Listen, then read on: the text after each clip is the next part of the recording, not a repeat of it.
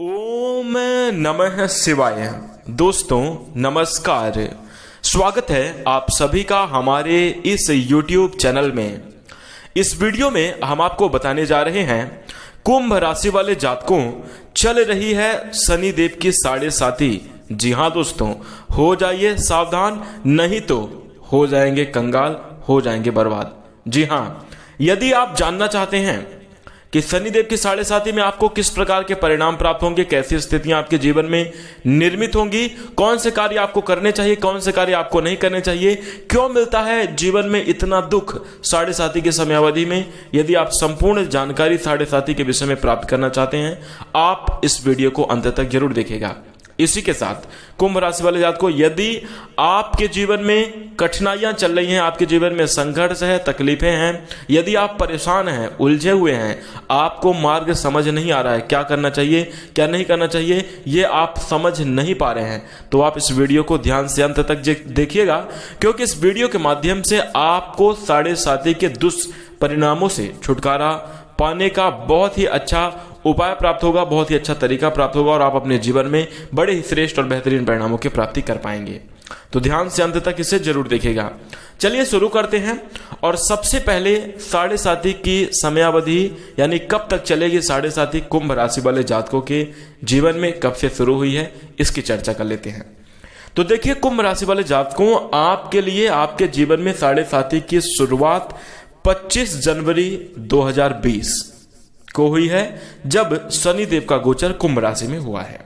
उसके बाद 7.5 का प्रथम चरण चला।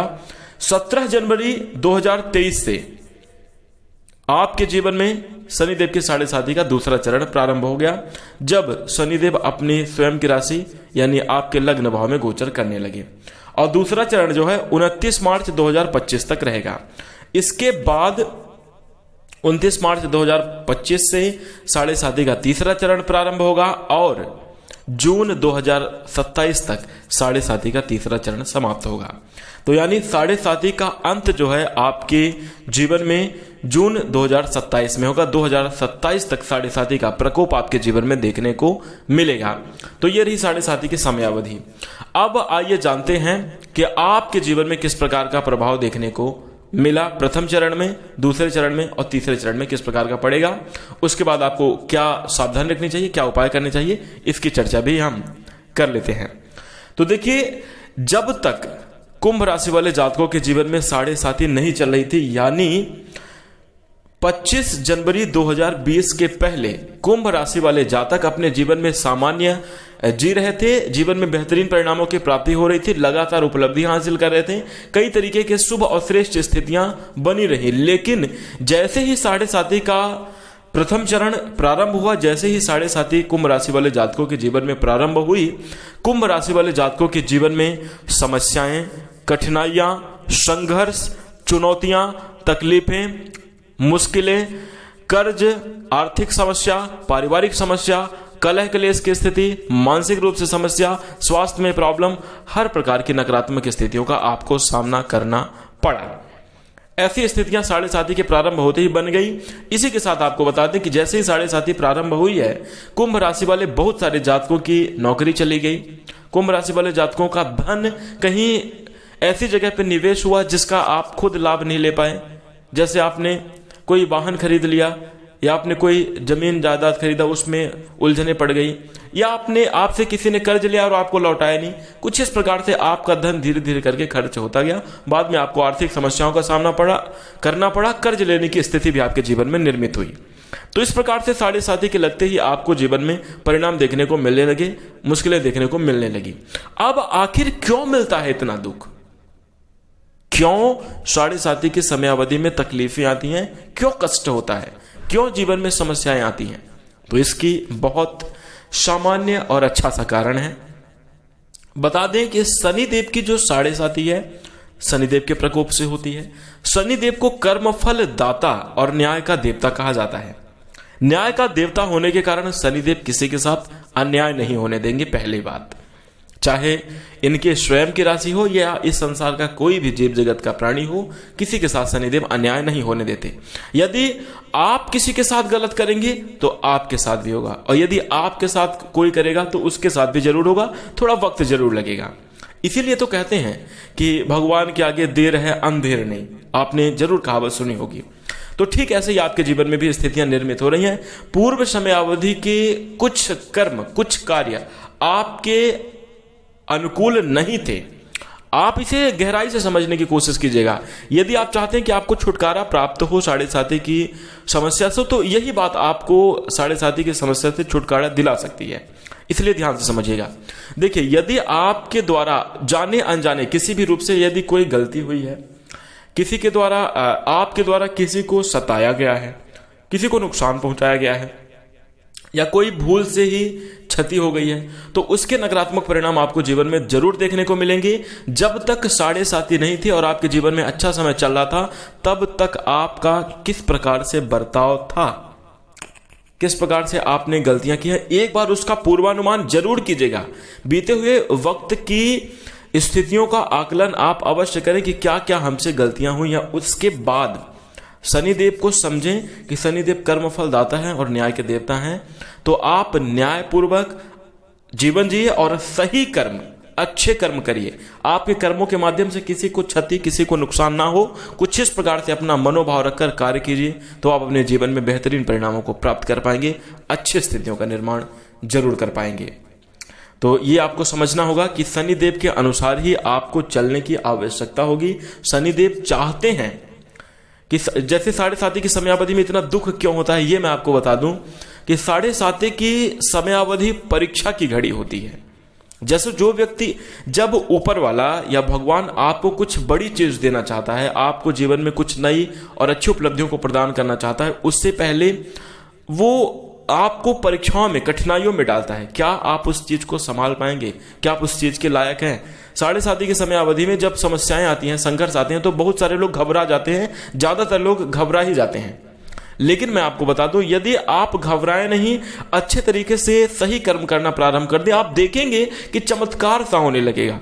साढ़े साथी की समयावधि में बहुत सारे लोगों को बहुत तरक्की प्राप्त होती है। बहुत सारे लोग अपने जीवन में बहुत अच्छे परिणामों को प्राप्त करते हैं, और कुछ लोग जो साढ़े साथी की समयावधि को समझ नहीं पाते कि आखिर ये हो क्या रहा है, हमें मिलने क्या वाला है।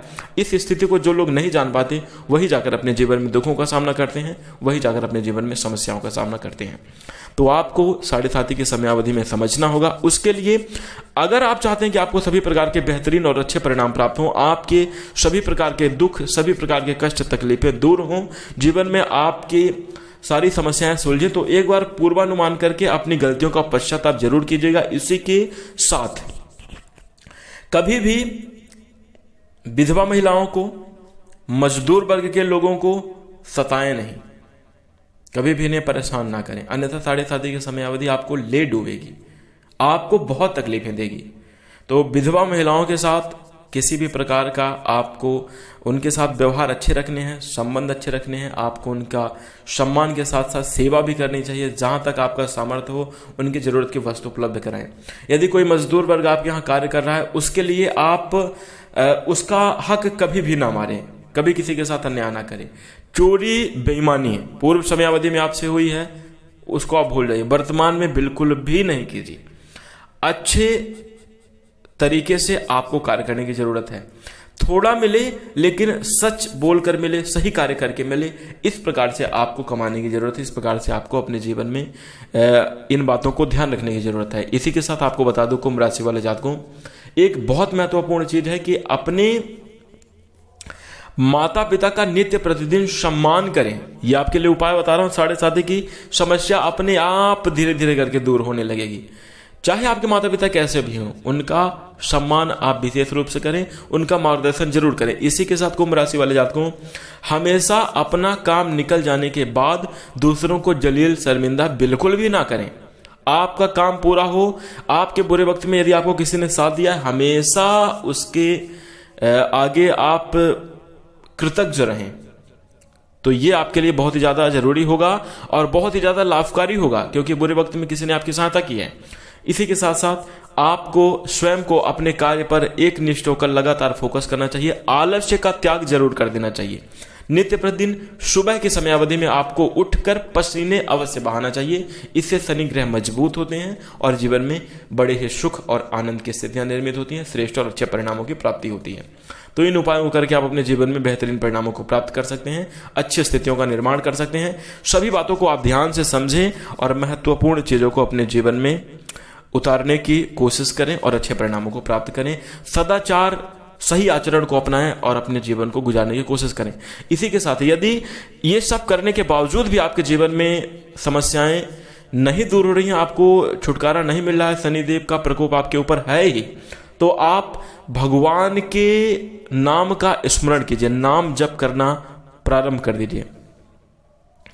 नाम जप करने का मतलब है कि आप जिस भी भगवान को मानते हैं, जैसे आप भगवान रामचंद्र जी को मानते हैं, कृष्ण भगवान को मानते हैं, राधा रानी को मानते हैं, तो इनके नाम का स्मरण, इनके नाम का जप आप प्रारंभ कर दें तो आपके सारे बुरे प्रारब्ध, आपके सारे नकारात्मक कार्य, आपके द्वारा की गई गलतियां माफ होंगी और भगवान के नाम जप करने से नाम रूपी कृपा से आपका जीवन खुशहाल होगा, श्रेष्ठ और शुभ परिणाम प्राप्त होंगे, शीघ्र ही अच्छी स्थितियां जरूर बनेंगी। तो आप सच्चे हृदय से यह उपाय या यह कार्य भगवान जी का नाम स्मरण जरूर कीजिएगा, क्योंकि कहते हैं कलयुग केवल नाम आधारा, सुमिर सुमिर सब उतरहि पारा। नाम का आश्रय ले लीजिए, नाम की शरण में चले जाइए। भगवान की कृपा से आपके सारे कष्ट दूर होंगे, आपके सारे मनोरथ सिद्ध होंगे, जीवन खुशहाल होगा। जरूर कीजिएगा, ज्यादा नहीं, बस अपने दिन में सिर्फ 5 मिनट भगवान के नाम का स्मरण सच्चे हृदय से करिएगा, बिना किसी आसक्ति के, बिना किसी डिमांड के, बिना किसी जरूर मतलब है कुछ चीज मांगे नहीं। नाम जप करते समय बस आप भगवान का नाम स्मरण करिए, धीरे धीरे करके आपका बुरा प्रारब्ध कट जाएगा और आपके जीवन में खुशियां जरूर आएंगी। तो यह उपाय आप अवश्य करिएगा। इसी के साथ मैं आशा करूंगा कि आपको यह जानकारी अवश्य पसंद आई होगी, इसलिए आप इस वीडियो को लाइक कर दीजिए। चैनल से जुड़ने के लिए चैनल को सब्सक्राइब करके नोटिफिकेशन बेल को ऑन कर दें। इसी के साथ हम अपनी वाणी को विराम देंगे। नमस्कार, जय शनिदेव।